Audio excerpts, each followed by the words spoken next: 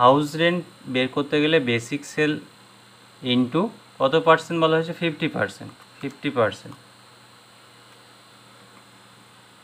Enter. দেখো প্রত্যেকটা বেরিয়ে গেছে। ডিএ হচ্ছে সমান সমান বা equal to basic cell into 2% DA,